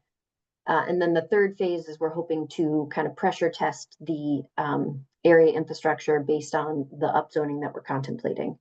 And then the commercial area vibrancy enhancements, those would be things like branding, wayfinding, signage, encouraging the town to support property owners in the exploration of establishing a business improvement district in Chestnut Hill. The deliverables, so we just walked through all of the anticipated components of the Chestnut Hill Commercial Area Study report. In addition to that, we will also be working on developing a set of town protections. So a comprehensive memorandum of agreement with the large property owners with near-term redevelopment interests. And the MOA will also include a tax certainty agreement. So those will be included as part of the warrant article package in addition to the zoning warrant article, which would be amendments to the zoning bylaw plus the addition of the special district zoning into the zoning bylaw. And then, so we are racing towards the spring 2026 town meeting warrant article submission deadline, which will be the end of February. And it is the intention to have the zoning proposal and town protections voted on by spring town meeting. We do feel strongly that, to facilitate that discussion and to make sure that town meeting has all of the information that it needs in order to support the zoning proposal, it's important that we have the Chestnut Hill commercial area report complete so that the context and the goals that the zoning is looking to support in terms of the vision for the commercial area can be clearly understood. So we could certainly go into a lot more, particularly regarding the zoning. That might be a better topic for a future meeting. I know there's going to be a discussion about what you'd like to do in terms of prioritizing topics for the November in-person meeting as well. Anybody have questions, thoughts for Meredith? Meredith, I had a question. How is curious, like how City Realty has been behaving? Like when are they, given the town meeting in spring, when would they then be scheduled for their project to come up for a vote? So it would be, so the project that they're proposing would fit within the context of the special district overlay zoning that the town is drafting with feedback from City Realty. So there are a couple issues right now where we're not aligned, where City Realty feels that the proposed zoning is too restrictive based on, their redevelopment proposal. Got it. So it sounds like for the springtime, both parties are looking to align interests between now and February. That's kind of the goal. Yes, and hopefully sooner, just so we can all be sort of moving in the right direction, same direction over the next several weeks and months as we're like really putting finishing touches on the zoning. Yeah, okay. Meredith, how do you see engaging our group again in the planning process? Because we haven't really been brought up to speed for the last few months. Yep. So I think now that we have the draft zoning, there are certainly some opportunities and questions that we've been keeping a list of that we did want to run past the EDAB Chestnut Hill subcommittee. And I would say probably towards the end of October would be a good time to reconvene the subcommittee, maybe ahead of the next EDAB meeting. With the design guidelines, I think we are going to have the benefit of doing some additional test fits to help conceptualize and shape the design guidelines aspect. And that's going to help us refine pieces of the zoning. So I think it will be helpful to get the EDAB subcommittee input once we put a little extra into the draft zoning. because there have been some good questions raised just at the community advisory group level that we're still working through. And as we continue to have questions, I think it would be helpful to hear from the subcommittee about that. And how far apart is City Realty and the town currently in terms of use and scale and density? I think in terms of uses, we're very much on the same page. So City Realty's proposal, very similar in terms of previous iterations. They're talking about the hotel, full service hotel with the event conference facilities, the luxury condos above, medical office building, and a 7-story residential building with some ground floor retail. That's a 70-30? Because remember, we did 70% before, that's 70% commercial? So the commercial, the EDAB subcommittee was very aggressive in terms of the minimum commercial requirement that you were shooting for. So from the staff perspective, particularly considering that we're going to need an MOA in order for town meeting to feel comfortable moving forward with the rezoning, we targeted 51% minimum commercial with a bonus at 60%. And then we also created sort of a preferred uses are weighted differently in that calculation. So that was sort of the middle ground that we struck.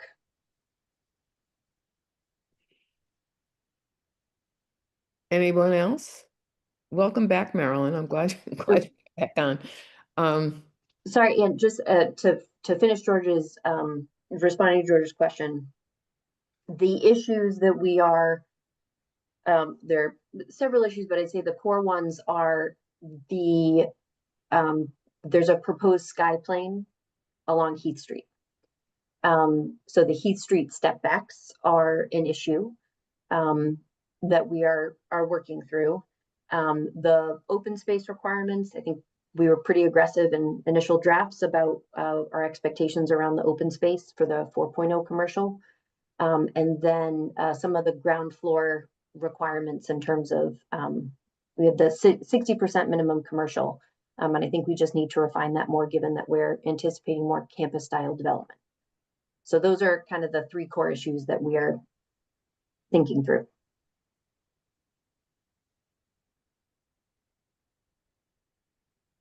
Anybody else? Nothing? You look like you're about to say something, Mark. No? Okay. Thanks, Meredith. Green Line. Is that you, Aaron? Yes. I believe it was in the agenda packet, but we got our hands on the most recent transportation staff memo that was shared to the transportation board. And that has got the most recent renderings and the 100% design that was proposed to not only the transportation board, but the select board recently. And that is for 2 stations, Inglewood and Tappan Street. So there's a lot more details in the packet. It's really good because, like I said, it's the most recent up-to-date information that at least the transportation board's been given. But what I did want to highlight, especially for EDAB, is that we had talked about it in the past as an update, but a lot of the parking that was previously shown that was removed has come back into the picture and into the design. And just as an example, Inglewood Avenue, before there was 28 total angled parking in the area and a total of 8 on-street parking spaces that were planned to be removed. After this most recent redesign, there's going to be a total of 26 angled parking spaces. So it's just a loss of, I believe that's 8 to 10 parking spaces in this area alone. And then on Tappan Street, I can't seem to see the design. So I'll have to get back with you on that, but it's not the total number of spaces that were originally proposed that will be removed. It's only a handful now. So the reason why it's just these 2 stations, they wanted to originally, and by they I mean the MBTA, they wanted to begin this fall, this October, as a matter of fact, with some of this construction. But that it's, to my knowledge now, that's getting moved now to the spring sometime. As soon as we have more up-to-date information and exact dates or anything like that to share, we would love to share that with you all. But right now, it's just these two stations that have reached the 100% design, and that's what's been shared with the Transportation Board and with the Select Board. And what happened? Are the generators that they were talking about at each station still in the plan, or were those removed? Those are in the design that was shared in that memo packet. And I know there's been a lot of discussion around that, but I don't believe it's the generators so much anymore as you'll see the electricity boxes. I forgot what they call them exactly. But yeah, the generators that they were originally proposing, these big diesel generators, and I don't believe I saw those, but I did see that they were trying to figure out somewhere to place the electrical boxes. So. Okay. Questions? Anybody? Okay. Nothing? All right, we did real property. So Center Street lots update. That's me, I guess. Zach couldn't be here. Can you, can you make me a host? I'm gonna not use all those slides. I can just scroll through them. But I know a lot of you were at the event on September 10th, which was a huge success. Everybody loved it. I don't know who's putting this up.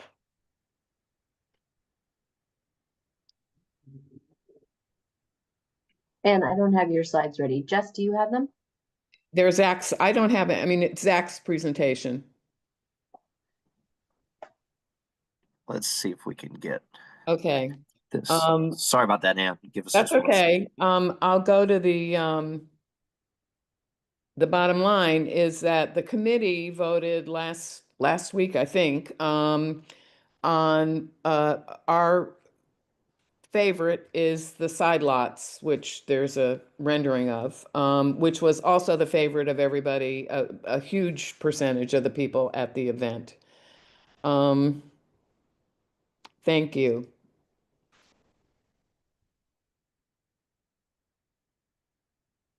So can you make me, You're a co-host, Dan. I am, all right, so I have to, this looks different from my screen. Somebody tell me how I click through, just a minute. No.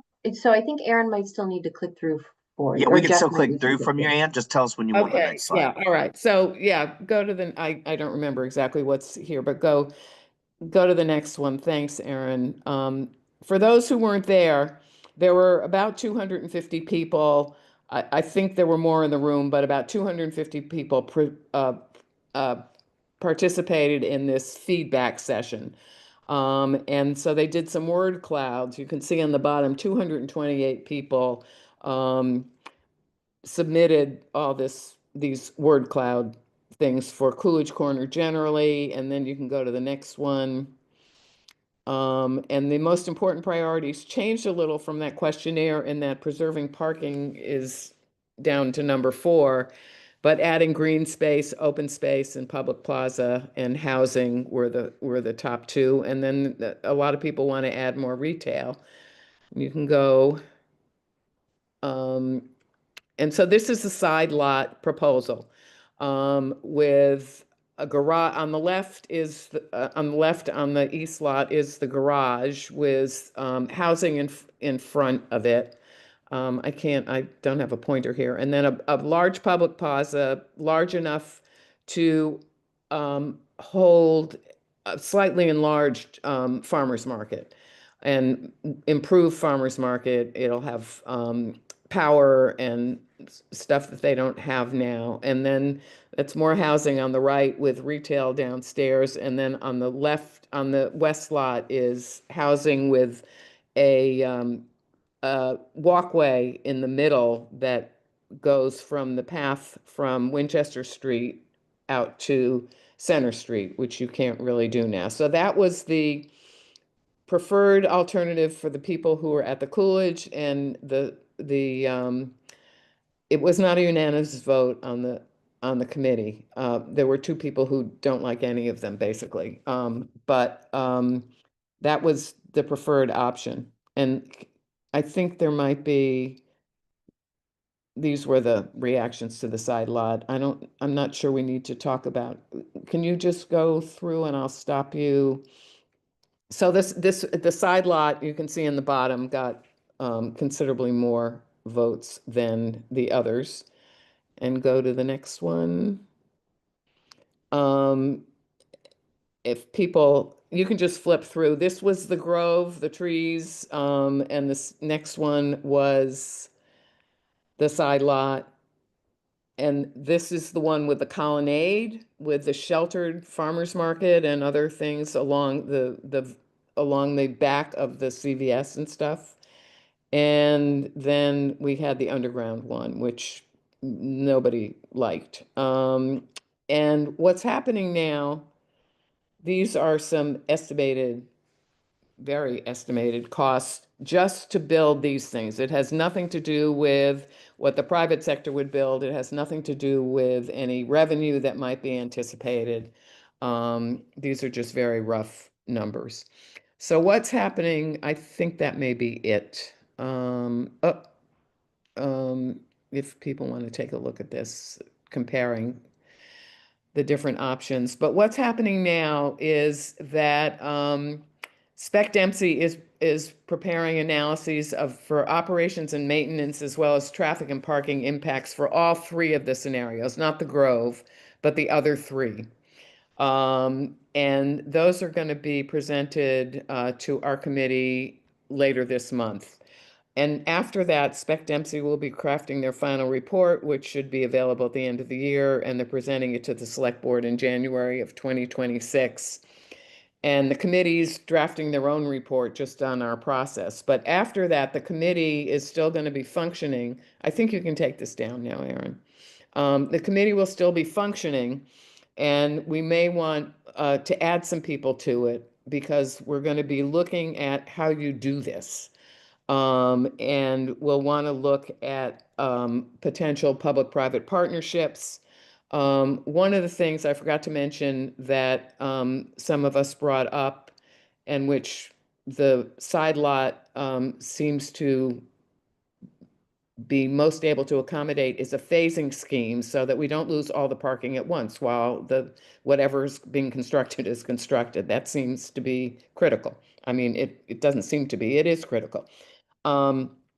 So we will start looking at what a public-private partnership would be. And then eventually we imagine having a request for interest sent out, and certainly some people from EDAB would be helpful in drafting that. And eventually, I don't know if we'll end up with two steps or one, with an RFI and then an RFP, or just an RFP. But at some point, the committee will be doing something like that, and we'll be wanting a lot of input from all of you.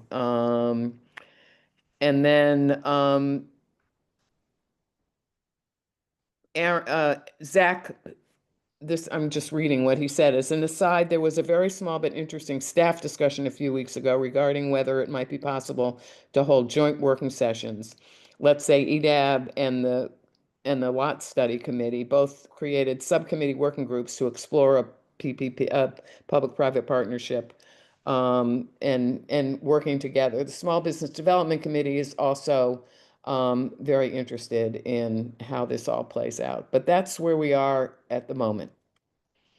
Did I miss anything, Meredith, or anybody have any questions, thoughts?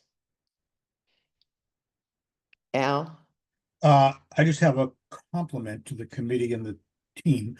The side lot was by far my favorite concept as well, and I'm pleased with the way this is heading so far. Good.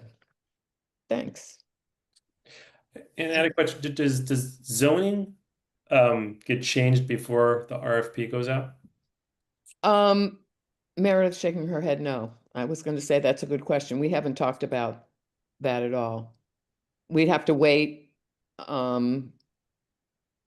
Meredith, you were shaking your head no. Actually, sorry, that was shouldn't have shook my head to that.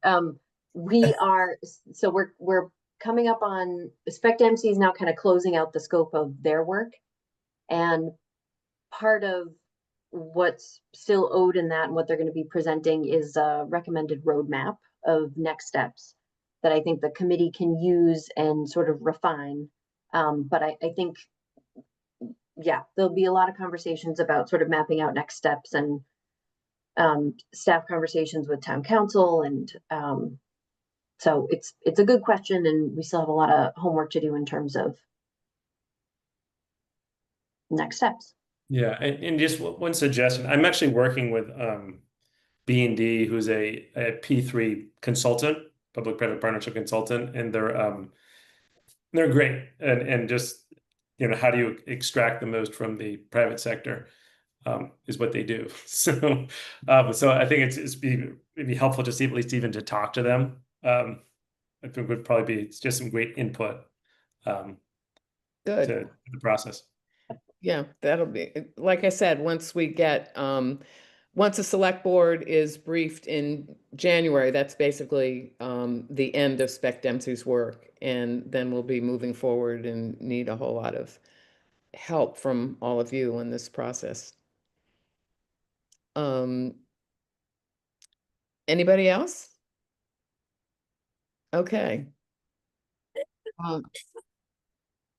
Comp plan, Al. Very brief update. No dramatic news. The committee is taking two meetings, the second of which is a week from Wednesday, the night of the 8th, to settle on the program for the fall public engagement. Both to sort of nail down, we understand broadly what the content is, but to nail that down a little more, and to nail down what the engagement forums and mechanisms will be. Broadly speaking, for anyone who tuned into the last one last week, in all likelihood, there'll be a big public workshop similar to the one that was at the high school in the first phase, an online sort of surrogate of that, an online survey separate from that, an online survey, which was a huge source of input in the first phase. That's where most of the actual sort of hand raising came from, and an effort to empower individuals, whether on the committee or not, but presumably the committee would be the locus of most of this, to do localized meetings. If an apartment building wants to have a meeting, if the senior center wants to have a meeting, a bunch of neighbors want to have a meeting, to sort of do a meeting that follows some format that isn't so rigid and programmatic that nobody raises their hand and wants to do it, and integrate any feedback that comes from that back into the process as well. That can be very fruitful. It's the most difficult one to do, but those are the four sort of modalities that we'll be looking at, along with figuring out exactly how we want to fit the content into those things. So if anybody wants to tune in, which I'd encourage, the committee meeting to talk about this will be next Wednesday night, the 8th. Okay, any questions for Al? Okay, so our last item is our November 3rd meeting. We agreed almost a year ago, I think, to have it in person, which we will do. And then a question came up about whether we want to combine that with a site tour of some commercial area. And we were thinking that if we do that, we could meet early. I don't know, 5:30, maybe 6, and do a site tour. And then we'd have to probably go to town hall for the rest of our meeting. We have to have an accessible place with hybrid capacity and stuff like that. So we'd probably have to get to town hall. So it suggests either Coolidge Corner or Brookline Village. I'm not sure what people were thinking in terms of what they wanted to see. Did anybody have any thoughts about that? Go look at some lighting. I'm sorry, I couldn't help myself. No, that's And Just to, if we decide to do a Chestnut Hill tour, Oh, we have reached out to DPW about using their Hammond Street property as a potential meeting location. So they are holding that for us tentatively until we decide what we want to do. So if we do Chestnut Hill, we won't have to go across town to Town Hall. We can use their space and it's accessible and it's set up for public meetings. So would people like to do that? Derek, were you the one who asked about this? Did you have something in particular? Maybe it I was. think I asked about the walk. I'm trying to remember where I wanted to visit. I've completely forgotten now. Or we don't have to do a tour, but if people want to, we can. Why don't you think about it? Yeah. And within a week, let Yeah. the staff know where you want to go so we can plan this. And if nobody wants to go anywhere, it will be, when does the time change? I mean, it will be dark earlier Yeah, true. by then.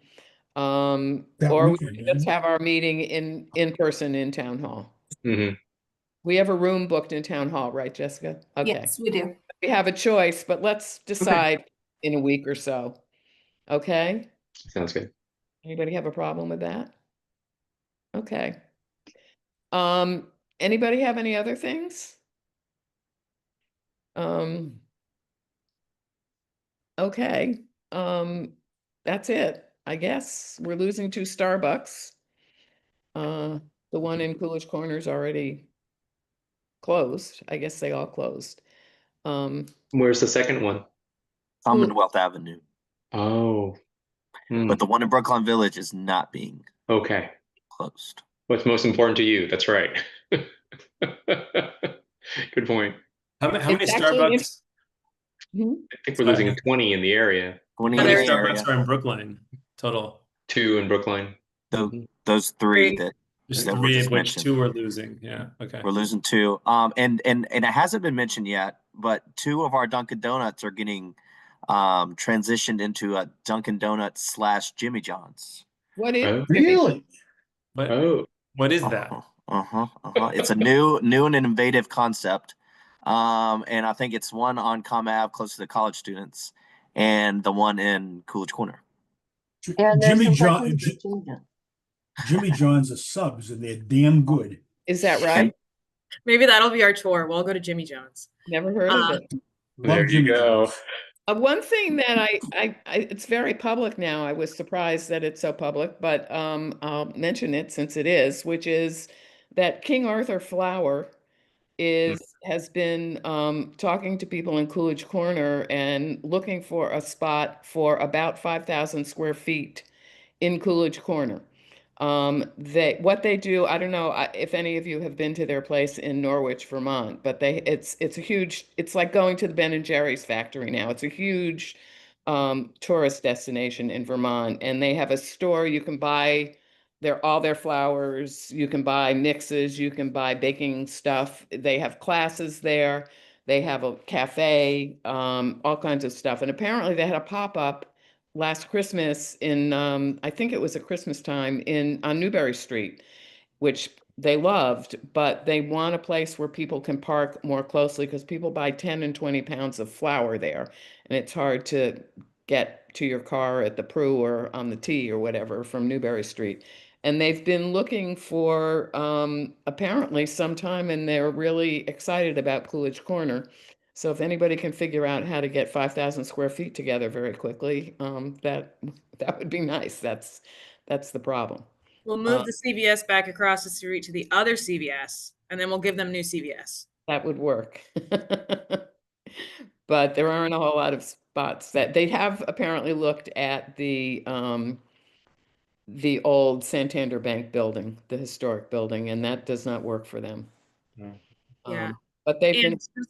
I was going to say, just an idea for a site visit if we wanted kind of like a lower in the area. I would also be interested in kind of I've noticed a lot of Brookline Village's businesses have been moving out. So I would be kind of interested if we wanted to do kind of like a state of like a commercial district and kind of look at some of like the lighting piece, and just kind of do a little maybe group walk around and see if we can think about, kind of having that conversation of just like being in one of our business districts together and having a conversation about it. That's a good idea. Yeah. And it is, Jessica, how are you doing? When are we going to see the vacancy report? Because that kind of ties into what Lily was talking about. We'll have that ready for next month's meeting. Oh, okay. Well, you probably haven't seen one, Lily, but every year or so we do well, we don't, the staff does a vacancy report so that we can keep track of what's happening in all the commercial areas. Yeah, so it could be kind of a good tie-in with that if we wanted to put that as part of our November meeting to Yeah. kind of have a group conversation just about kind of really rooted in what we're seeing. Yep. And it's close by. Okay. Yeah. I had one other just general question. What's the latest on Chestnut Hill Realty's mid-rise in Coolidge Corner? Is that still a non-starter or? Well, Meredith talked to them. At the Coolidge Corner Lots Committee, everybody kept saying, "Oh, we don't have to worry about where the cars are going to go. They can go over to the Waldo Durgan site because there's nothing there." So I asked Meredith to check with Chestnut Hill Realty and see what was happening because I assumed that. And can you report what you heard? I have a fuzzy recollection of what my talking points were back then, but I think it was something to the effect of like, let's check back in a year and a half and see what the economy is doing. But there was this hope that they would the project would be underway at a point where the Center Street lot might also be in transition. So the conclusion was we should not bank on a vacant Waldo Durgan space to help flex some of the parking. How long are permits good for? Yeah, we need to check that. Yeah. Although I can't imagine that we wouldn't extend this one. Yeah. I mean, they got them just before COVID or right at the beginning of COVID, as I recall. That's when the design review was taking place. Yeah. So, but basically what I remember you reporting, Meredith, it sounds, I mean, as soon as the economics make sense, they're ready to go ahead. And certainly nothing's going to happen on the Coolidge Corner lots until that's the case as well. So we can't assume that Waldo Durgan's going to be empty for parking whenever the Coolidge Corner lot work starts, assuming it does. I mean, just remember, there is no money for any of these proposals for the Coolidge Corner lots at the moment. That's one of the challenges here. So that's, but we should check on the permits and see if anything has to be done.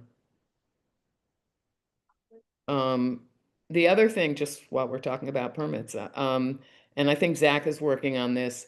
One of the things that's come up in the Coolidge Corner lot study is a few people have been concerned about the Marriott parking. And there is, I mean, we need to check the deal with the town, that was town property.